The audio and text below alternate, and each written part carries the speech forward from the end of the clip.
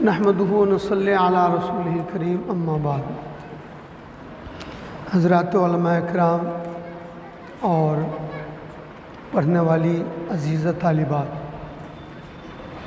یہ اللہ کا بڑا کرم ہے کہ اللہ پاک نے آپ لوگوں کو حدیث کی کتاب پڑھنے کی توفیق عطا فرمائی۔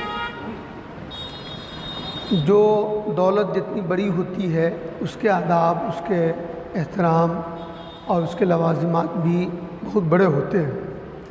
حدیث ایک مقدس چیز ہے۔ قرآن کریم تو سب سے زیادہ مقدس ہے۔ قرآن کریم کے بعد اگر نمبر ہے تو حدیث کا نمبر ہے۔ اس لیے جب ہم لوگ حدیث پڑھے اور پڑھائے تو اہتمام کرے کہ باوضو حدیث پڑھے۔ انشاءاللہ وضو کی برکت سے ہمارا ذہن بھی کھلے گا اور بہت اس کا دنیا اور آخرت دونوں جہان میں فائدہ ہوگا، اس لیے وضو کا اہتمام کریں۔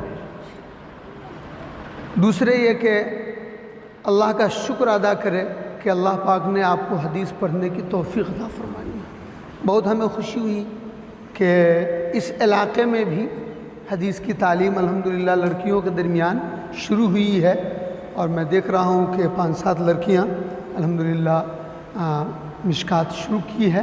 اللہ تعالیٰ آپ لوگوں کو صحیح سمجھ بوجھ عطا فرمائے اور عمل کی نیت سے پڑھیں کہ جو کچھ ہم اس میں پڑھیں گے اس پر عمل کریں گے۔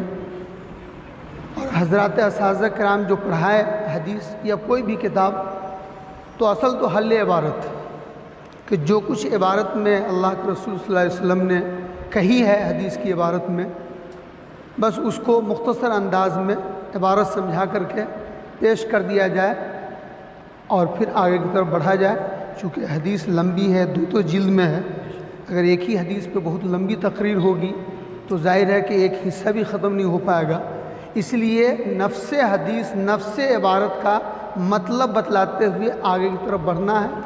جب ہماری ان خواتین بیٹیوں میں حدیث اور قرآن کا ذوق پیدا ہو جائے گا تو خود ہی انشاءاللہ تفاصیل کو پڑھیں گی اور علمی ترقی اس کو ہوگی۔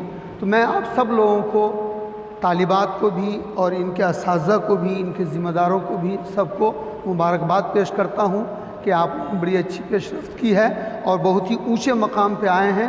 اللہ پاک مزید آپ لوگوں کو اونچے مقام پہ لے جائے۔ وآخر دعوانا الحمدللہ رب العالمین۔ جزاکم اللہ وبارک اللہ۔